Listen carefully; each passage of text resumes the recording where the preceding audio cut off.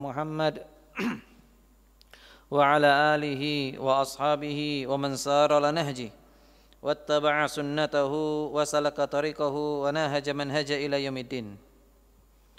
Allahumma inna nas'aluka ilman nafi'a wa na'udzu bika min ilmin la yanfa'. Allahumma inna nas'aluka al-ikhlas was-sidqa fi qawli wal amal, la haula wa la quwata illa billah. Allahumma tahhir a'malana minar riya' wa tahhir qulubana minan nifaq wa tahhir alsinatana minal kadhib wal ghiba wan namimah wa tahhir a'yunana minal khiyanah. Jamaah sekalian rahimakumullah, Bapak Ibu yang kami hormati, alhamdulillah hamdan katsiran thayyiban barakan fih. Kita bersyukur kepada Allah Ta'ala karena pada kesempatan ini Allah Ta'ala masih memberikan kita kenikmatan untuk bisa hadir di majelis ilmu.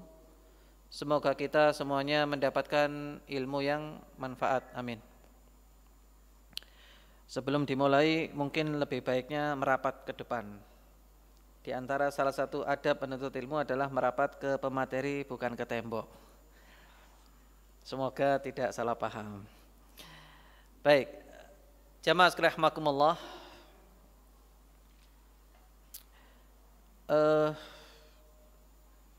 Seperti yang sudah disampaikan melalui flyer yang ada, insyaallah pada kesempatan pagi hari ini kita akan bicarakan tentang ta'zimul ilm, memuliakan ilmu. Tentu ini hanya sebatas pengganti, karena kebetulan Ustadz Abdullah hafizahullah itu ada kegiatan lain, sehingga mungkin kami hanya menggantikan sementara di pertemuan pagi hari ini insyaallah. Mudah-mudahan apa yang kita bahas ini Allah mudahkan kita untuk mengamalkan, ya, kita dimudahkan untuk mengamalkan, karena terus terang aja ini tema yang perlu menjadi muhasabah bagi kita semuanya, baik kami yang menyampaikan atau jamaah semuanya yang mendengarkan tema ini, yaitu tentang ta'zimul ilm, tentang memuliakan ilmu. Mungkin ada yang bertanya, kami sudah muliakan Ustaz, lalu untuk apa tema ini kita bahas? Kami hadir di sini itu dalam rangka memuliakan ilmu, gitu kan? Bapak Ibu hadir di sini kan dalam rangka memuliakan ilmu, karena ingin ngaji, dapat ilmu, gitu. Tapi jamaah sekalian rahimakumullah, kita jumpai, kita selama ini ngaji ini apa yang kita dapatkan? Pernahkah kita tanya gitu? Kalau ulama-ulama dahulu yang salih, mereka selalu menanyakan itu kepada diri mereka, gitu. Ada salah seorang murid Abu Hamid Al-Ghazali rahimahullah, sahibul Ihya, penulis kitab Ihya Ulumuddin itu, salah seorang muridnya itu pernah bertanya gitu. Sudah ngaji kepada beliau sekian tahun itu, sepertinya ada yang kurang. Apa sih yang kurang ini?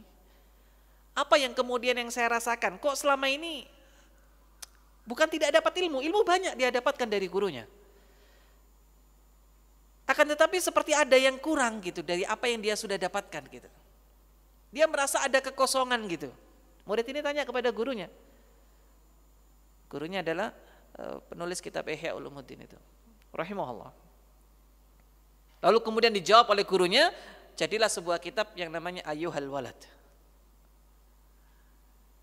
Pertanyaan muridnya, kegundahan muridnya, dijelaskan panjang lebar, padahal ini murid senior daripada Abu Hamid Al-Ghazali, rahimahullah.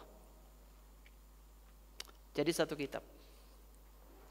Kegelisahan seorang talabul ilm itu melahirkan jawaban yang luar biasa dari gurunya dan menjadi sebuah kitab yang istimewa, yang judulnya adalah Ayyuhal Walad. Buku itu perlu kita bahas nanti, entah kapan, atau mungkin ustadz lain yang belum bahas itu.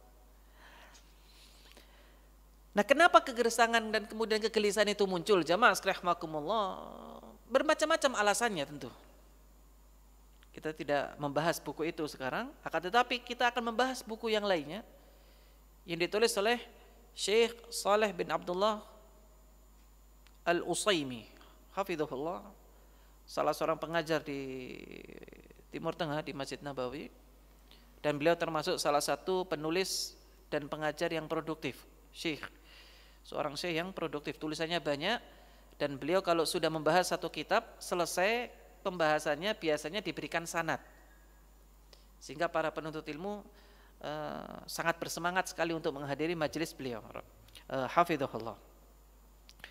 Banyak nanti risalah ini kita ambilkan dari tulisan beliau yang berjudul Ta'dhimul Ilm, memuliakan ilmu. Memuliakan ilmu. Di antara hal yang cukup luar biasa, alasan kenapa beliau menuliskan tema ini di dalam kitab beliau ini, Ta'dhimul Ilm ini, beliau jelaskan karena memang kita ini selama ini belajar ilmu, ini saya jelaskan secara makna ya. Belajar ilmu banyak, ngaji banyak, kitab khatam berkali-kali, kok nggak ada perubahan apa-apa. Barangkali kita lupa untuk melakukan apa yang dikatakan sebagai ta'zimul ilm, memuliakan ilmu. Kita selama ini nggak muliakan ilmu itu, atau tidak paham kaidahnya. Gimana sih yang dikatakan orang yang memuliakan ilmu itu? Apakah cuman kemudian ngaji, datang tepat waktu, pulang tepat waktu? Apakah itu yang dikatakan? Lah, ada pembahasan yang lebih dalam lagi, bukan hanya sebatas hadir tepat waktu.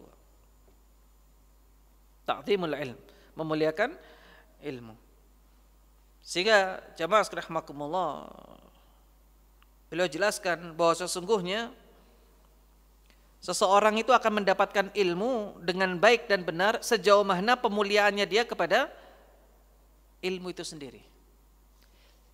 Semakin dia memuliakan ilmu yang dia pelajari, semakin ilmu itu apa? Mudah dia dapatkan. Mudah dia dapatkan, jamaah sekalian rahimakumullah. Dan semakin seseorang itu tidak memahami tentang kemuliaan ilmu, maka dia tidak akan bisa mendapatkan ilmu itu dengan baik. Sebelum saya lanjut lebih dalam, Pak, tentang bagaimana kaidah memuliakan ilmu ini, kita mungkin perlu tanya dulu, apa sih keutamaan ilmu itu? Kalau kita kumpulkan hadisnya dalam kitab Tadhkiratus Sami', itu disebutkan di bab awal tentang faedah-faedah keutamaan orang hadir di majelis ilmu. Beberapa mungkin diantaranya, Allah mudahkan jalannya ke surga. Kata Rasulullah sallallahu alaihi wasallam, man salaka tariqan, barang siapa dia menempuh jalan menuntut ilmu. Jalan di sini itu bisa jadi dia memang menuju tempat menuntut ilmu, maka Allah akan mudahkan jalannya ke surga. Ulama hadis mencoba mengomentari tentang hadis ini dengan dua pendapat. Yang dimaksudkan dengan dimudahkan jalannya ke surga, bisa jadi dia dengan hadir menuntut ilmu, dia kemudian tumbuh rasa takutnya kepada Allah Ta'ala, melahirkan amal solih, dan akhirnya dia tahu jalan menuju surga. Itu makna yang pertama. Atau makna yang kedua, ketika dia melewati sirat, itu Allah mudahkan dia melewati sirat tanpa gangguan. Yang kalau kita bahas dalam tema akidah tentang sifat daripada surga dan neraka atau perjalanan akhirat kita, ada saat di mana kita akan melewati sirat. Di situ nanti ujiannya sangat berat. Masing-masing orang akan berjalan sebagaimana kadar amalnya. Orang-orang munafik dia akan kehilangan cahaya. Dia bingung. Lalu kemudian waliyadzubillah, tentu Allah akan masukkan dia ke dalam neraka jahanam. Orang beriman maka dia bercahaya sehingga dia melewati sirat itu dengan sangat mudah. Berbagai macam cara melewati sirat yang mungkin sudah sering disampaikan oleh para dai dan ustadz yang lainnya. Nah, salah satu di antara perkara yang memudahkan kita melewati sirat adalah kita belajar ilmu agama. Ini jamaah sekalian rahimakumullah. Maka itu salah satu keutamaannya. Belum lagi nanti Allah akan berikan ketenangan. Mungkin ada yang datang ke sini dalam keadaan hatinya sumpek, banyak utang, masalah di rumah. Dia ingin hadir di majelis ilmu ini untuk menenangkan jiwanya, maka Allah kasih itu semuanya. Sebagaimana sabda Rasulullah sallallahu alaihi wasallam, "Law ijtama'a qaumun fi baitin min buyutillah." Tidaklah orang itu kumpul di rumah-rumah Allah Ta'ala, kemudian dia membawa kitab Allah, wa yatadarasuna bainahum, kemudian mengkaji isi daripada kitab Allah, mengkaji tafsirnya, mengkaji ayatnya, membaca Al-Qur'annya, illa nazalat alaihimus sakinah wa ghasyatumur rahmah wa hafatumul malaika wa dzakarallahu fi man indah. Allah berikan ketenangan, tenang Pak. Orang hadir di majelis ilmu itu tenang. Cobalah kalau selama niatnya benar pasti tenang. Pasti tenang. Baru ketemu sama teman-teman yang sama-sama ngaji aja ada kesejukan yang kita rasakan. Ya Allah, teman saya ini rajin sholat malam, puasa sunnah, wajahnya menyenangkan. Ketemu lagi dengan sana, rajin ini dan seterusnya. Ada peningkatan iman di situ. Ada peningkatan iman yang kita rasakan di situ. Baru ketemu teman, belum dengar pengajian ustadznya gitu kan. Illa nazalat alaihimus sakinah. Allah turunkan ketenangan. Wa ghasyatumur rahmah. Tidak cukup ketenangan, Allah curahkan rahmat Allah Ta'ala itu.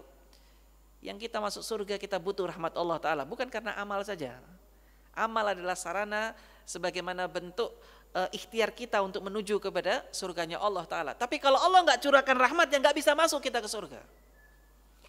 Subhanallah. Dan salah satu rahmat Allah, Allah bukakan pintu amal soleh yang gara-gara itu Allah jadikan sebab untuk masuk ke dalam surganya. Bukan cuman itu, jamaah sekalian rahimakumullah. Sakinah, wa khasyatumur rahmah, wa hafatumul malaikah. Para malaikat juga cinta dengan penuntut ilmu. Ridho, mereka sedang hadir bersama dengan kita. Bayangkan coba, makhluk Allah yang agung, makhluk Allah yang tidak pernah bermaksiat, makhluk Allah yang senantiasa bertasbih, itu ternyata ikut hadir di majelis ilmu ini. Jamaah sekalian rahimakumullah.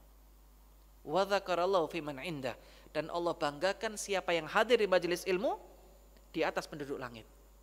Si fulan hadir di majelis ilmu, si fulan hadir di majelis ilmu, si fulan hadir di majelis ilmu. Begitu seterusnya. Apa enggak cukup keutamaan ini, jamaah sekalian? Makanya dikatakan oleh Syekh dalam muqaddimah tulisannya, beliau mengatakan bahwa sesungguhnya seorang hamba itu akan mendapatkan ilmu sejauh mana dia memuliakan ilmu itu sendiri. Fa in imtala'a qalbuhu bi ta'dhimil ilm wa ijlalih. Ketika dia penuhi hatinya dengan pemuliaan dia kepada ilmu dan keistimewaannya, salluha an yakuna mahallalah, maka ilmu itu akan memenuhi hatinya, ilmu itu akan memenuhi jiwanya. Artinya apa? Ketika dia semakin memuliakan ilmu dalam dirinya, Allah akan berikan ilmu itu semuanya kepadanya. Dibuka. Apa yang selama ini dia sulit, dia difahamkan sama Allah Ta'ala. Yang selama ini dia susah untuk kemudian sholat, maka Allah bukakan pintu untuk belajar sholat. Selama ini dia susah mendapatkan ilmu tentang bagaimana puasa, Allah bukakan. Semuanya dibukakan sama Allah Ta'ala. Subhanallah. Wa biqadri nuqsani haibatil ilm fil qalb yunqasu haddul 'abd minhu. Demikian sebaliknya kata Syekh hafizahullah. Ketika pengurangan takzimnya kepada ilmu, dia sudah mulai meremehkan ilmu itu. Alah, ini apa ini? Ana sudah khatam kitab itu. Aduh, kitab ini lagi. Aduh, tema ini lagi yang dibahas. Wis apa loh, Ustaz?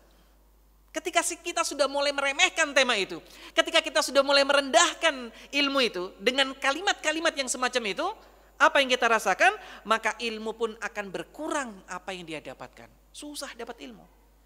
Makanya kita sering jumpai, Pak. Ada orang sama-sama ngaji 1 tahun, atau hari ini atau hari-hari sebelumnya, sama-sama duduk 1 jam, tingkat penerimaan ilmunya berbeda. Ada yang pulang dapat ilmu banyak, ada yang pulang gak dapat apa-apa, cuman ngobrol sana sini gitu kan. Beda. Kenapa? Semakin kita memuliakan ilmu, semakin banyak yang kita dapatkan. Karena ilmu ini warisan para nabi, ya apa tidak, Pak? Dan ulama adalah waratsatul anbiya. Sebagaimana sabda Rasulullah sallallahu alaihi wasallam, para nabi itu lam yuwarithu dinaran wala dirhaman. Para nabi dan rasul itu tidak mewariskan dirham dan dinar, enggak ada warisannya itu. Walakin yuwarithul ilm. Akan tetapi para nabi dan rasul itu mewariskan ilmu. Mewariskan ilmu. Saya mau tanya, Pak, kalau ada orang bagi warisan, semangat gak? Pak, halo? Semangat gak untuk bagi? Ini misalkan pulang dari sini ada pembagian warisan, masing-masing peserta jamaah pengajian akan diberikan emas sejauh mana tingkat pertama kali dia hadir. Yang datangnya jam 8 dapatnya 10 kilo emas. Kira-kira semangat gak itu? Semangat sekali apa tidak? Semangat. Waduh, ini apalagi diumumkan lewat flyer, radio dan seterusnya, pasti akan tambah semangat menuntut ilmunya. Iya apa tidak? Oleh Mas 10 kilo hari ini. Pulang langsung beli macam-macam. Iya apa tidak, Pak? Subhanallah. Maka kata Rasulullah Shallallahu Alaihi Wasallam, masalahnya sekarang ilmu itu wujudnya tidak tampak, Pak. Coba seandainya ilmu itu ditampakkan fadilahnya langsung di depan kita, waduh, mungkin iktikaf kita di sini. Waduh, lek sampai teko jam 5, insya Allah olehnya 20 gitu. Iktikaf di Masjid An-Nur sudah untuk dapatkan warisan yang banyak. Makanya ditutup dengan hadis Rasulullah Sallallahu Alaihi Wasallam, "Faman akhadha bihadin wafir." Barang siapa yang mengambil warisan itu dalam tanda kurung ilmu itu sebanyak-banyaknya, maka dia mendapatkan bagian yang banyak. Subhanallah. Nah, ini jamaah sekalian rahimakumullah, Bapak Ibu yang kami hormati. Makanya jamaah sekalian rahimakumullah, ketika seseorang itu mengurangi kadar ilmu, pengagungannya kepada ilmu, maka ilmunya pun semakin berkurang. Maka jangan heran ada orang yang lama ngaji tapi ternyata berkurang terus, karena dia nggak memuliakan ilmu itu. Tidak memuliakan ilmu itu. Ini jamaah sekalian rahimakumullah. Dan sekali lagi kita katakan seperti ini bukan berarti kemudian kita ingin menuduh orang lain, merendahkan orang, tidak. Tapi kita muhasabah sejauh mana pengagungan kita kepada ilmu itu. Kemudian juga penulis kitab ini mengatakan dalam mukaddimahnya, di mana ketika seseorang bisa memuliakan ilmu itu dengan baik, mengisi hatinya dengan pemuliaan ilmu itu dengan baik, maka dia akan mendapatkan bagian yang sangat banyak. Dia akan mendapatkan ilmu yang sangat banyak. Wa man dayya'aha fali nafsih. Barang siapa yang fali nafsihi adha wa li hawahu ata fala yalumanna illa fatarahu anhu illa nafsah. Barang siapa yang menyia-nyiakan itu, menyia-nyiakan kaidah yang akan kita bahas ini, menyia-nyiakan bagaimana caranya kita memuliakan ilmu ini, kita sia-siakan, kita remehkan, kita rendahkan ilmu ini, maka kata beliau penulis kitab ini hafizahullah, beliau mengatakan wa man dayya'aha fali nafsihi adha wa li hawahu ata fala yalumanna illa fatrahu anhu illa nafsah. Kalau dia kemudian menyia-nyiakan ilmu itu, tidak memuliakannya dan tidak memahami dan berusaha memahami bagaimana cara memuliakan ilmu itu, maka sungguh dia pada hakikatnya sedang memenuhi hawa nafsunya, mengikuti hawa nafsunya yang dia senantiasa ikuti. Fala yaulumanna, jangan dia salahkan in fatarahu anhu ketika dia menyia-nyiakan ilmu itu, illa nafsah, kecuali dirinya sendiri.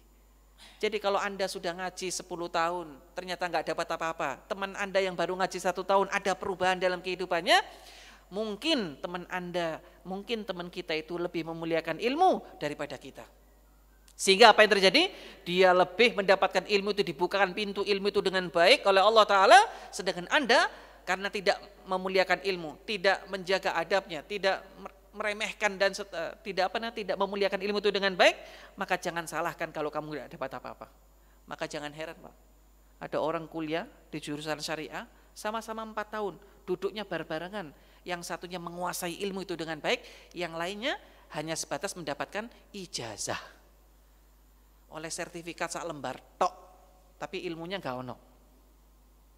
Lulusan mana kamu? Pokoknya lulusan kampus. Jurusannya apa? Pendidikan agama atau syariah. Terus apa yang bisa disampaikan? Pokoknya lulusan. Mari kita muhasabah jamaah sekalian rahimakumullah. Kemudian beliau menukilkan sebuah misal atau permisalan ibarah, pepatah dari orang Arab, yadaka au kata wa fuka nafakha. Kamu yang yang mengikat dan kamu yang meniup. Apa maksudnya ini? Kamu yang mengikat dan kamu yang meniup. Ini adalah ibarah mathal dalam bahasa Arab, di mana dijelaskan oleh para ulama tentang makna daripada kalimat ini, yaitu apa? Yadaka au kata wa fuka nafakha. Ini ada ceritanya sebetulnya. Pepatah ini ada ceritanya. Kalau terjemahannya letterlek apa? Kamu kedua tanganmu yang mengikat dan kamu sendiri yang meniup. Maksudnya begini. Ada seseorang ingin melakukan perjalanan jauh. Ada ceritanya. Safar. Ada yang menyebutkan itu ketika naik perahu, ya, orang-orang semuanya pada naik perahu. naik perahu, ada yang mengatakan sungai yang akan dilalui adalah Sungai Efrat. Sungai yang cukup besar. Kemudian semua orang naik perahu, tapi ada orang yang nggak mau naik perahu. Enggak, saya mau pakai balon aja. Maka kemudian dia meniup tiupannya itu, kemudian dia mengikat. Kalau kita mungkin apa Pak? Pelembungan gitu ya. Balon itu. Maka kemudian ketika di tengah perjalanan ternyata apa? Kempes, ngowos kalau bahasa kita. Sehingga dia kemudian apa? Tersiksa dalam keadaan itu. Lalu orang-orang yang ada di perahu mengatakan, yadaka aukata wa fuka nafakha. Tanganmu yang mengikat dan kamu sendiri yang meniup. Kalau bahasa mudahnya, salamu dewe, lalapo gak numpak perahu barang wong-wong. Artinya apa? Jangan kamu salahkan nanti ketika kamu tidak memuliakan ilmu. Ketika kamu tidak memuliakan ilmu yang sedang Anda pelajari, maka siap-siap Anda akan menyesal. Jangan salahkan itu. Jangan salahkan gurumu, jangan salahkan teman-temanmu, tapi salahkan dirimu sendiri. Kenapa? Karena kamu selama ini tidak pernah memuliakan ilmu. Tidak pernah memuliakan ilmu. Nah ini jamaah rahimakumullah. Ini diantara mukadimah yang beliau sampaikan dalam kitab beliau Ta'zim al-Ilm. Kita ringkaskan mukadimahnya, dan beliau mencantumkan dalam risalah beliau ini ada kurang lebih sekitar 10 prinsip kaidah dalam memuliakan ilmu. Barang siapa yang berusaha mengamalkan ini, kata beliau, mudah-mudahan mereka termasuk orang yang memuliakan ilmu. Barang siapa yang menyia-nyiakannya, wala talumanna illa nafsah. Jangan menyalahkan orang lain kecuali salahkan dirimu sendiri. Bisa ditangkap ya poinnya Pak ya? Bisa nangkap nggak ini? Mukadimah kita ini. Halo? Jangan ngantuk Pak. Saya semangat Bapak-bapak ngantuk ini. Taib, jamaah rahimakumullah, kita masuk pada prinsip yang pertama yang beliau cantumkan dalam kitabnya Maqidul Awal, yaitu prinsip yang pertama, tadhiru wi'a'il ilm, yaitu membersihkan tempatnya ilmu. Membersihkan tempatnya ilmu.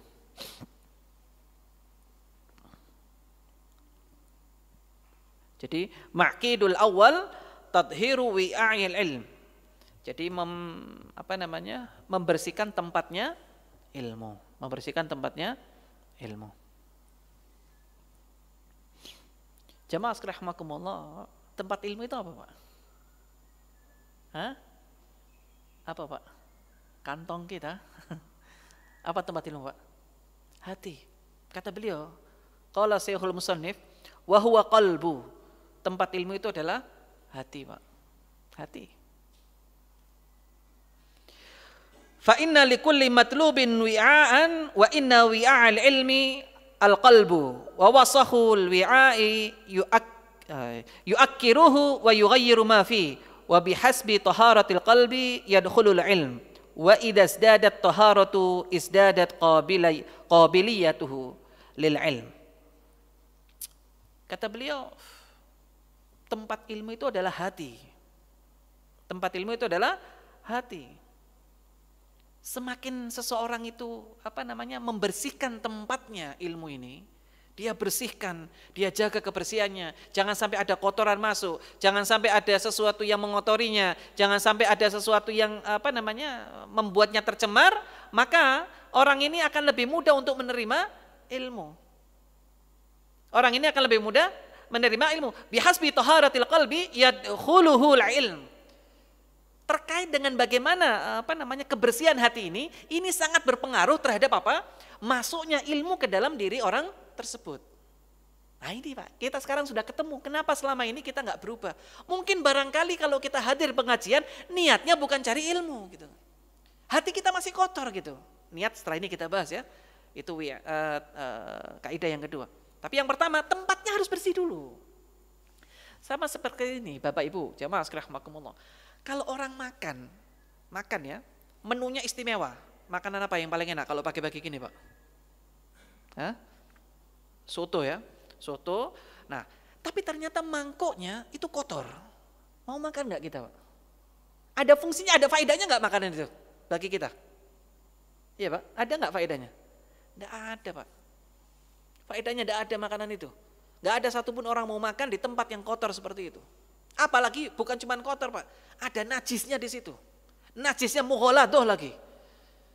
Najis yang sangat berat gitu kan. Subhanallah. Tidak ada yang mau makan di situ, jamaah sekalian rahimakumullah.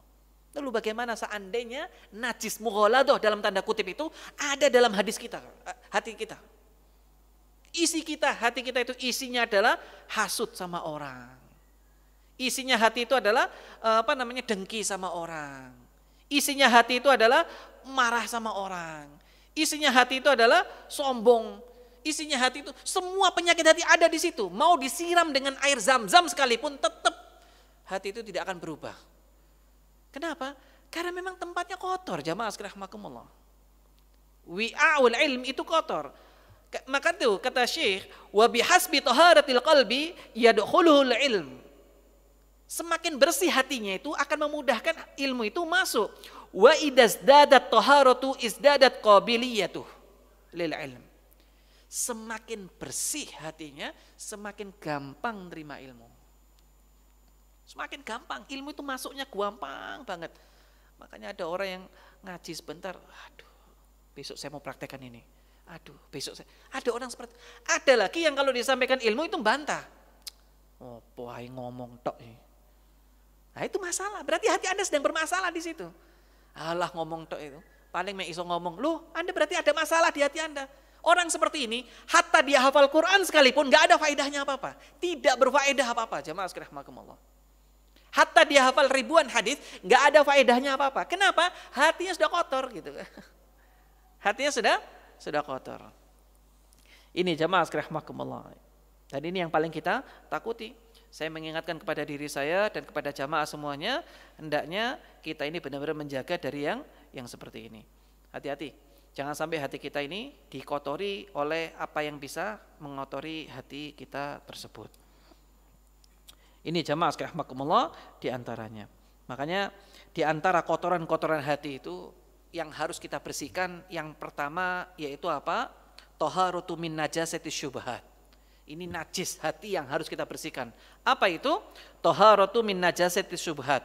Yaitu kita benar-benar membersihkan hati kita dari apa? Dari najis-najis syubhat. Syubhat itu apa, Pak? Kerancuan dalam memahami agama. Bersihkan dari perkara-perkara syubhat. Bersihkan. Karena kalau orang masih bergelut dengan yang seperti ini, maka agak susah menerima ilmu. Mungkin pernah disampaikan oleh para ustadz yang lainnya. Ada orang tanya hukumnya riba itu apa? Sudah dijelaskan haram tidak boleh, masih saja. Loh tapi ada, kalau dibeginikan bagaimana Ustadz? Kalau misalkan saya putar dulu di sini bagaimana? Diputar-putar seperti seolah-olah Allah ingin Allah Ta'ala itu bisa kita tipu dengan cara begitu. Subhanallah, jamaah sekalian rahimakumullah. Ini orang yang berpenyakit. Makanya orang kalau sudah kena penyakit syubhat, maka susah sekali menerima ilmu. Karena itu kata Syekh, untuk cara memudahkan kita untuk membeningkan, membersihkan hati kita, maka bersihkan dari ada dua penyakit yang harus bersih dulu. Hati kita bersihkan dari situ. Taharatu minan najasati syubhat wa taharatu min najasati syahwat. Bersihkan hati dari penyakit syubhat, bersihkan hati dari penyakit syahwat. Dan subhanallah, dua fitnah ini selalu merongrong hati kita. Mesti datang, Pak. Waduh, datang. Dan kita harus berjuang, Pak. Jangan dikira nanti kalau selesai dari sini semuanya bening hatinya. Belum tentu, Pak. Belum tentu. Muhasabah.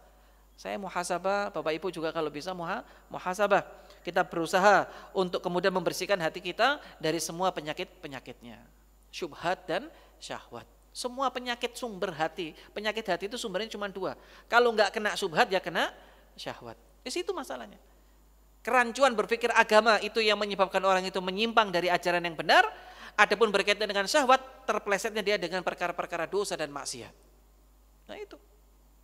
Makanya kita harus berusaha untuk membersihkan itu, bersihkan. Dan obatnya adalah hadir di majelis ilmu. Penyakit syubhat dan syahwat ini obatnya di majelis ilmu. Nanti di akhir poin dari yang pertama ini saya akan sampaikan obat membersihkan penyakit hati itu apa saja. Ini jamaah sekalian rahimakumullah. Dan ilmu itu punya manfaat sebetulnya jamaah sekalian rahimakumullah. Sebagaimana perkataan Al-Imam Ibnul Qayyim Al-Jauzi, saya ringkaskan perkataan beliau. Beliau menyebutkan fungsi ilmu itu adalah 4 kata beliau, salah satunya. Dan ulama lainnya, saya ringkaskan dari pendapat-pendapat yang ada. Yang pertama fungsinya adalah menghilangkan syubhat. Jadi dengan belajar ilmu kita berharap syubhat itu hilang. Yang tadinya nggak tahu hukumnya ini tuh apa ya, nggak tahu, tapi dia setelah belajar tanya kepada ustadz, tanya kepada ulama, ternyata ketemu jawabannya, nah syubhatnya hilang. Itu ilmu. Yang kedua, ilmu itu untuk menghilangkan kotoran-kotoran syahwat yang mengotori hati. Hasud sama orang, dengki sama teman-teman yang sama-sama ngaji, suudzon sama ustadznya. Nah, itu penyakit hati. Maka itu bersihkan.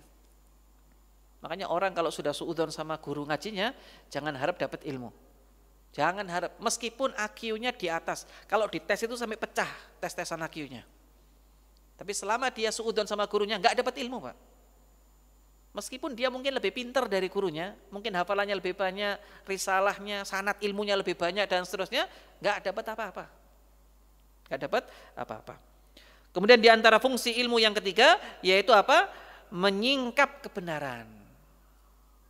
Yang tadinya kita nggak tahu ini hak, ini batil, gara-gara belajar tahu, oh ini yang benar, oh ini yang keliru, oh ini yang benar, oh ini yang keliru, gitu.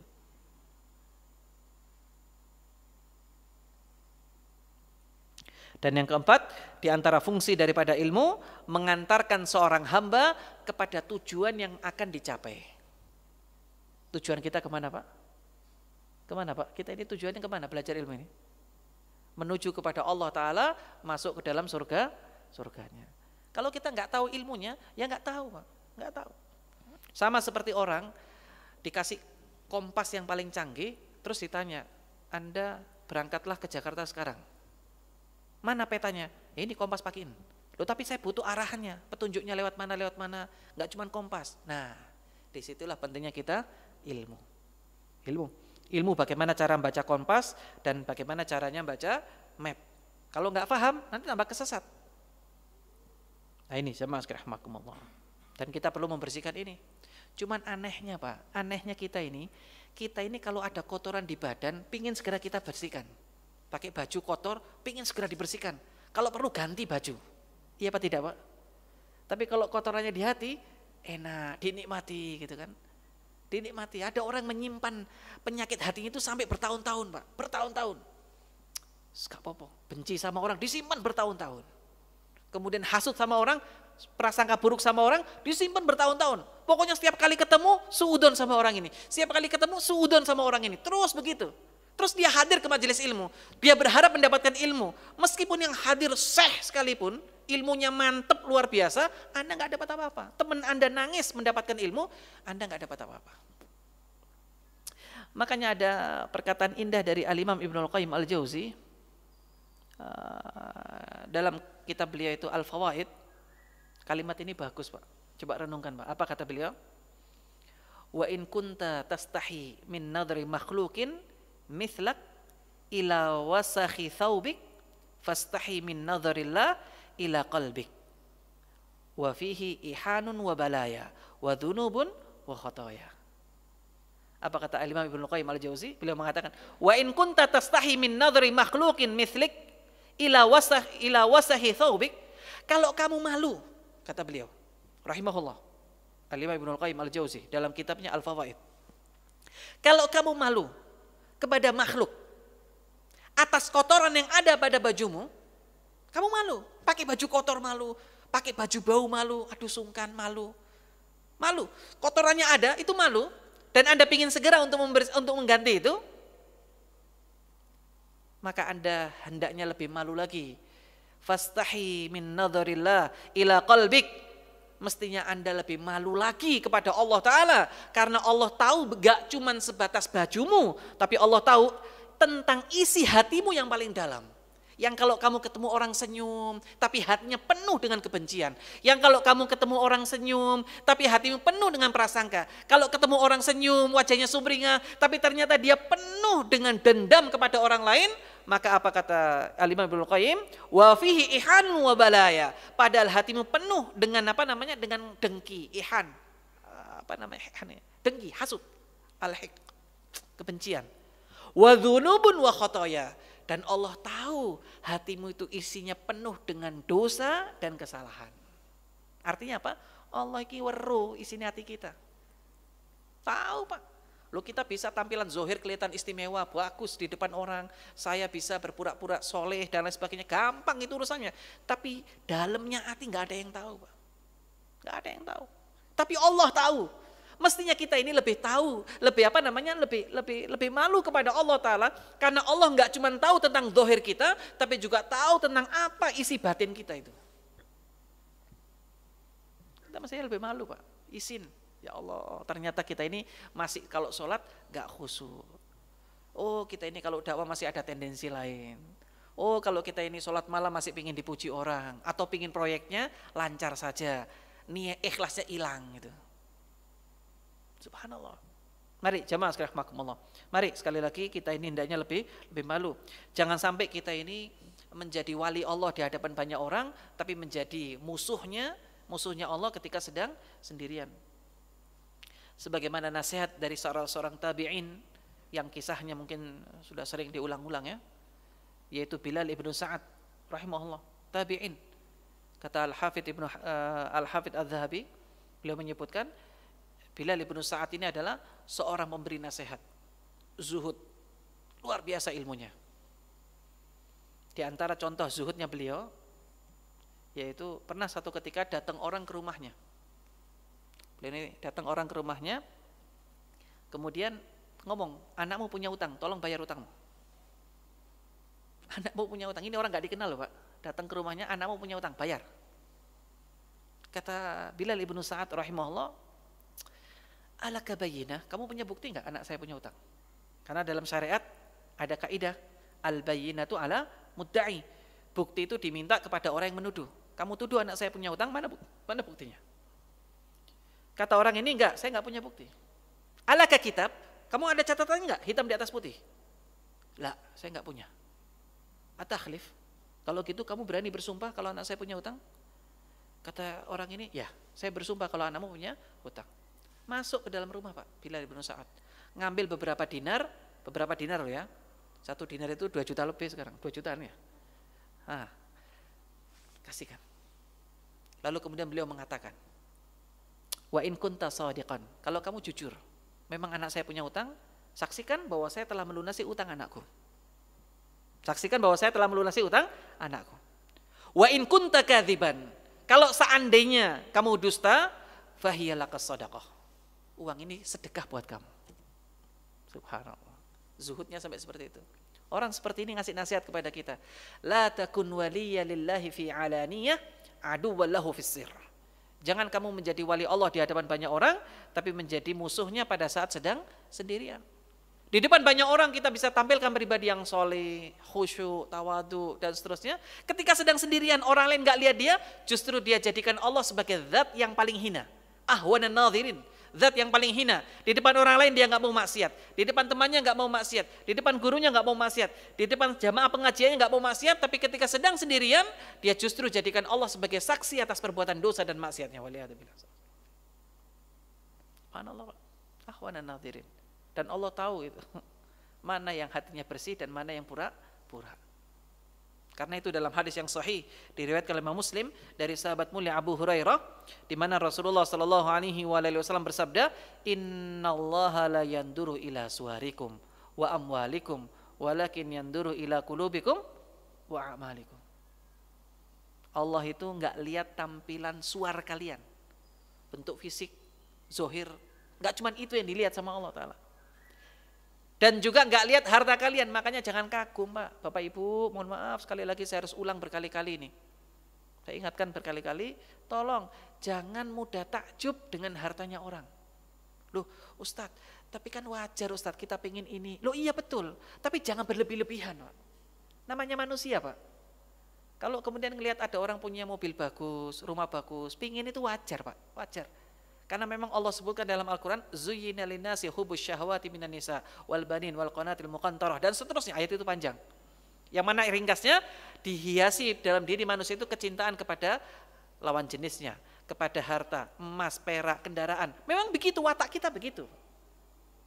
Tapi syariat ini berusaha untuk mengcover itu dengan apa? Dengan ilmu. Supaya apa? Supaya nanti kalau kita tertarik dengan sesuatu, itu landasannya ilmu. Oh, saya pingin ini, tapi nggak berlebih-lebihan. Oh, saya pingin ini. Ada panduannya, Pak. Ada pakemnya gitu. Ada pakemnya yang dijadikan pegangan. Nah, ini jamaah sekalian rahimakumullah. Makanya Bapak Ibu yang kami hormati, Allah Ta'ala itu nggak lihat itu. Makanya jangan mudah takjub. Karena bisa jadi kita nggak tahu betapa kemudian orang itu sangat menderita dengan hartanya. Menderita dengan kemewahannya. Jangan dikira kalau kemudian hidupnya mewah pasti senang. Belum tentu juga, Pak. Ya ada yang orang beriman kaya, ada banyak, Pak. Tapi kemudian jangan kemudian kita mudah takjub. Udah biasa saja. Kalau mau takjub jangan nanggung, Pak, sama korun. Hartanya kayak gitu banyaknya, takjub. Nah, itu harta. Tapi ingat, akhir kehidupan korun itu bagaimana? Nah, beda, Pak. Beda.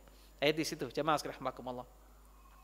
Kemudian walakin yanduru ila qulubikum wa amalikum, kata Rasulullah sallallahu alaihi wasallam, Allah itu justru malah melihat yang pertama kali apa? Qulubikum wa amalikum, hati kalian dan amal-amal kalian. Hatinya dulu dilihat sama Allah, bener enggak? Busuk enggak hatinya ini? Dan terus terang aja jamaah sekalian rahimakumullah, orang yang menjadikan hati itu bersih, maka ilmu itu pantas untuk di situ.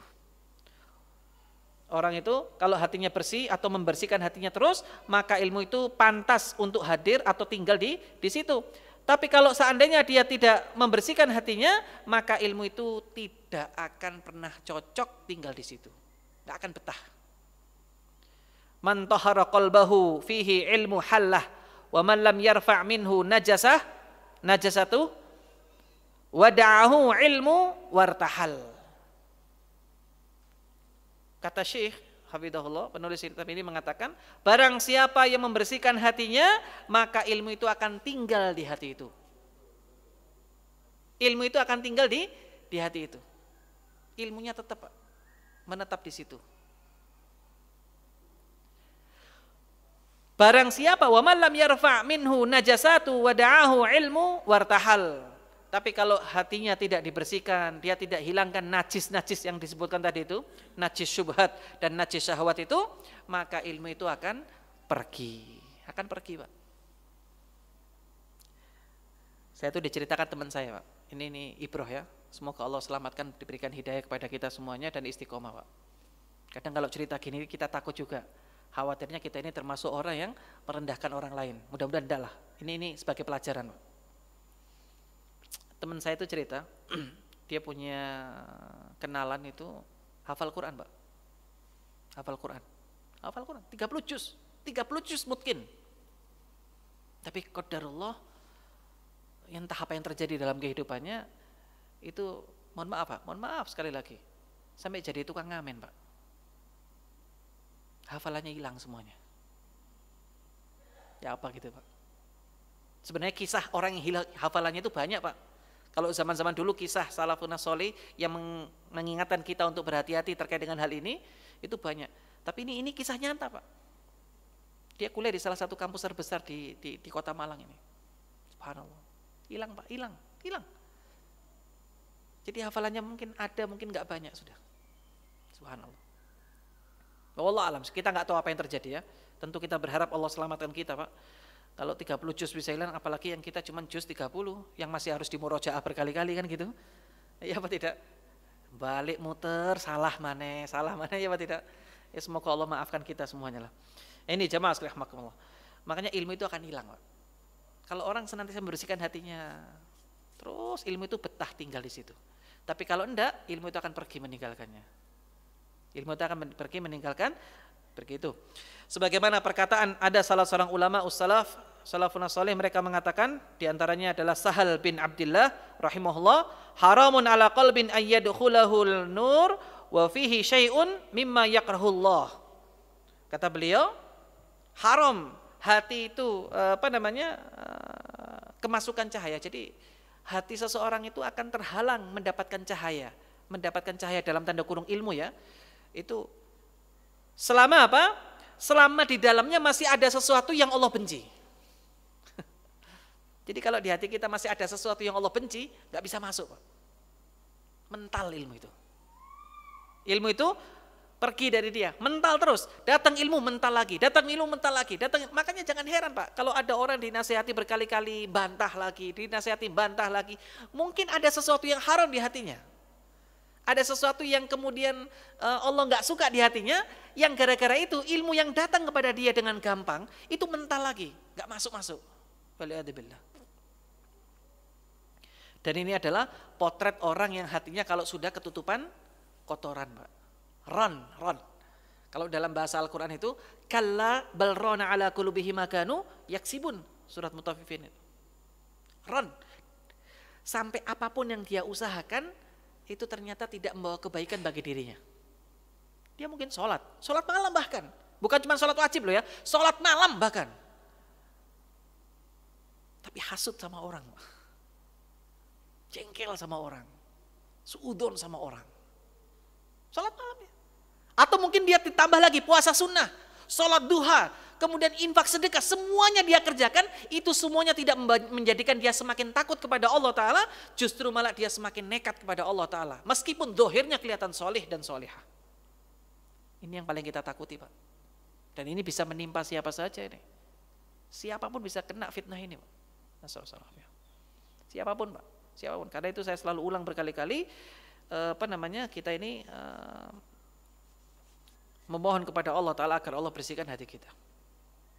Karena itu di sini saya akan berikan di ma'qidul awal ini, prinsip yang pertama ini, yaitu tathhirul wi'ail ilm, membersihkan tempat dan wadahnya hati ini.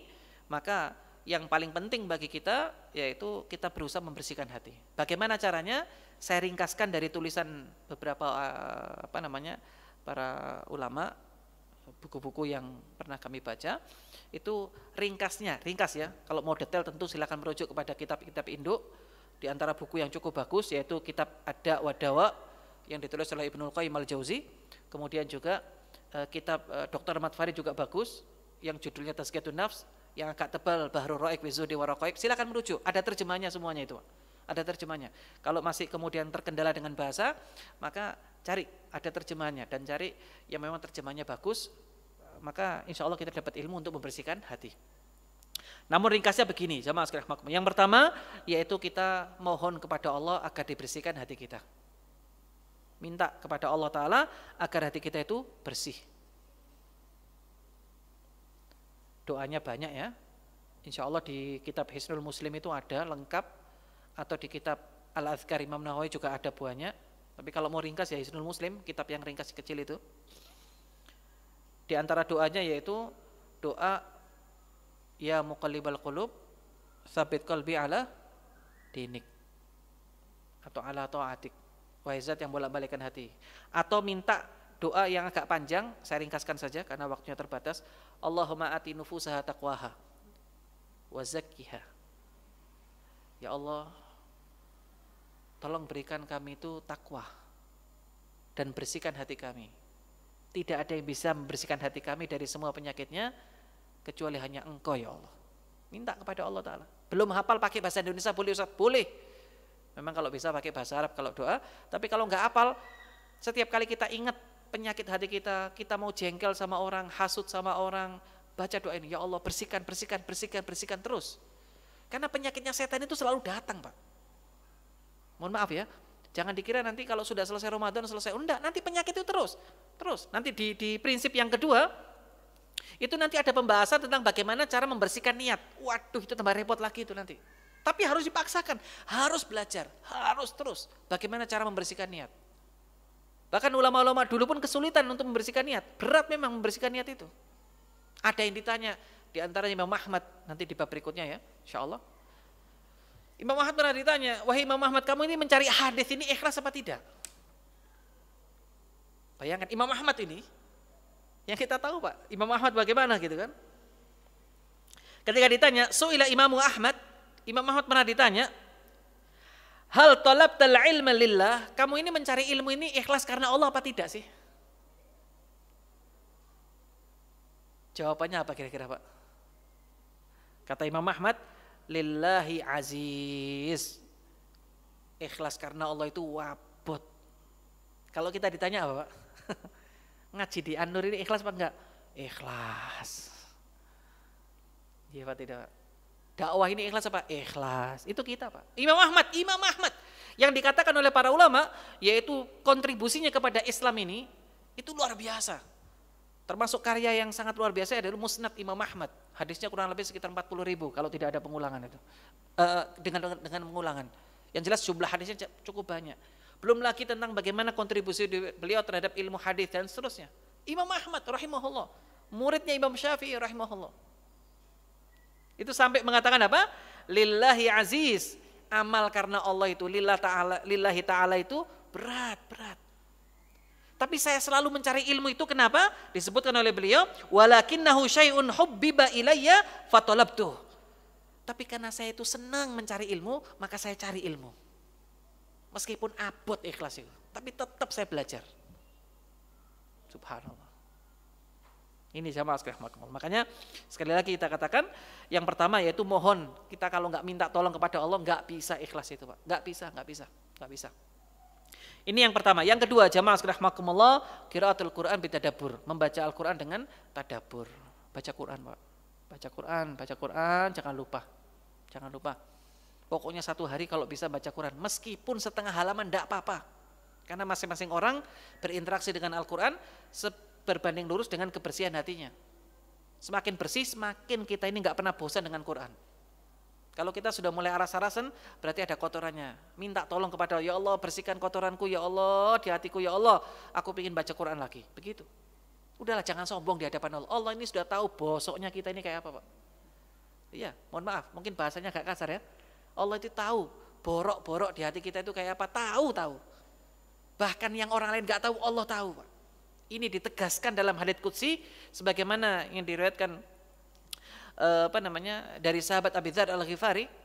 Rasulullah pernah bersabda, hadits qudsi, Allah Ta'ala berfirman, kata Rasulullah, Allah Ta'ala berfirman, ya ibadi kullukum tukhti'una bil-laili wan-nahar wa ana aghfiru dzunuba jami'a fastaghfiruni aghfir lakum, kata Allah Ta'ala. Wahai hambaku, aku tahu kalian bermaksiat di malam dan siang hari. Allah tahu semuanya tahu. Apa yang tampak, apa yang zahir, apa yang tampak, apa yang batin, semuanya Allah tahu. Wa ana aghfiru dzunuba jami'a, dan aku mengampuni semua dosa. Fastaghfiruni aghfir lakum. Mintalah ampun kepadaku, tak ampuni. Subhanallah. Alhamdulillah kita ini memiliki Allah Ta'ala yang Maha Pengampun, Maha menutupi aib, dan Allah Ta'ala sanggup memaafkan semua kesalahan hambanya selama belum waktunya terlambat. Ini yang kedua, baca Al-Quran dengan tadabbur. Gak ada obat lain yang lebih sempurna dari Quran, gak ada Pak. Pokoknya selama kita ingin berobat tentang hati kita, Quran. Udah baca. Dan coba rasakan Bapak Ibu, di saat masalah sedang mentok-mentoknya, problem hidup sedang banyak-banyaknya, kemudian muamalah dengan orang sedang serumit-rumitnya, coba menyediakan waktu sejenak, minggir dari kehidupan dunia. Artinya apa? Berusaha menghindar dulu dari urusan itu, mojok di masjid atau di rumah kita sendirian, buka Quran kita, kemudian baca Pak, baca Quran, Toha, sambil kita bayangkan. Kemudian kita baca Quran yang lainnya, Yasin, Alif Lam Mim, baca dengan pelan-pelan. Meskipun saat itu kita hanya membaca cuma satu halaman, insya Allah ada pengaruhnya di hati kita. Ada nyes gitu. Rasakan. Ini yang kedua. Yang ketiga jemaah sekalian rahimakumullah, yaitu apa? Pelajari biografi Rasulullah Shallallahu Alaihi Wasallam. Belajar sirah nabawi. Maksudnya apa? Pelajari sirahnya Nabi. Terutama bab tentang pengobatan atau amalan-amalan batin yang Rasulullah ajarkan. Bab ikhlas. Atau Rasulullah ketika memaafkan kesalahan orang. Bayangkan coba, Fathul Mekah, kemenangan ada di tangan, pasukan penuh siap untuk bela Nabi saat itu. Lalu Rasulullah kumpulkan semua orang-orang Mekah saat itu. Lalu Rasulullah mengatakan kepada mereka, kira-kira apa yang akan aku lakukan kepada kalian? Mereka gak bisa ngomong kecuali muji-muji Nabi. Lalu kemudian Rasulullah mengatakan apa? Aku akan memperlakukan kalian sebagaimana Yusuf memperlakukan saudara-saudaranya. Idhabu wa antumut tulaqo. Bebas, tak maafkan. Meskipun kalian dulu pernah ngelempari kotoran, tak maafkan. Meskipun kalian dulu pernah fitnah saya, tak maafkan. Itu Rasul, Pak. Kalau bahasa mudahnya begitu. Meskipun kalian dulu pernah mengucilkan saya, gak ngereken saya, tak maafkan. Itu Rasul sallallahu alaihi wasallam. Rasul sallallahu alaihi wasallam. Disakiti lebih itu, dimaafkan, Pak. Padahal kalau mau balas bisa, Nabi. Balas itu bisa, Pak. Sallallahu alaihi wasallam. Allahumma shalli. Maka dari itu jamaah sekalian rahimakumullah, kita berharap agar kita ini pingin niru Nabi kan begitu. Kalau ada orang dolim sama kita pingin segera maafkan itu. Tidak apa-apa tak maafkan. Tidak apa-apa tak maafkan. Ada orang ngambil hak kita, tidak apa-apa tak maafkan. Kita pinginnya begitu jamaah sekalian rahimakumullah. Dan itu tidak bisa kita lakukan kalau kita nggak baca biografinya Rasul Shallallahu Alaihi Wasallam. Ini yang ketiga jamaah sekalian rahimakumullah. Kemudian yang keempat yaitu apa? Hindari tempat-tempat maksiat. Di antara perkara yang bisa membuat kita ini bening hati kita hindari tempat-tempat maksiat. Tempat yang bisa memancing kita maksiat hindari, Pak. Hindari semuanya, hindari. Karena itu nanti akan membuat kita semakin jauh daripada hati yang bening. Dan yang terakhir yaitu duduk di majelis ilmu. Hadir di majelis ilmu seperti ini.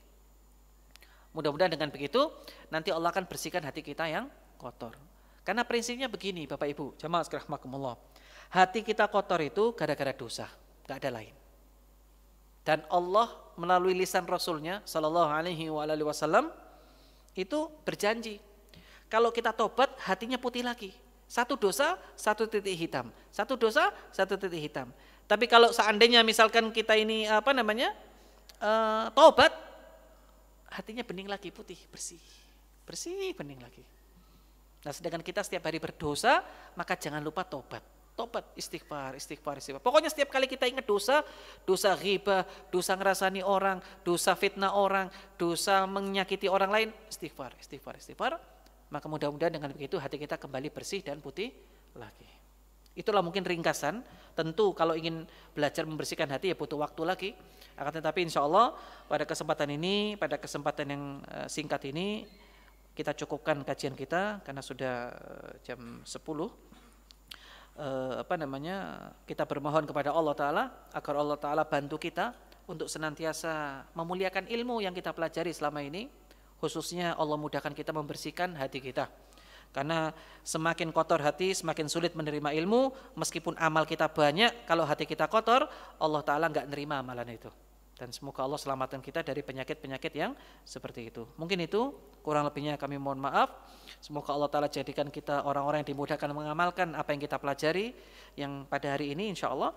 Dan semoga Allah Ta'ala jadikan kita semuanya istiqomah di atas Islam dan Sunnah. Dan Allah tutup usia kita dalam keadaan husnul khotimah insya Allah. Subhanakallah wa bihamdika asyhadu an la ilaha illa anta astaghfiruka wa atubu ilaik. Assalamualaikum warahmatullahi wabarakatuh.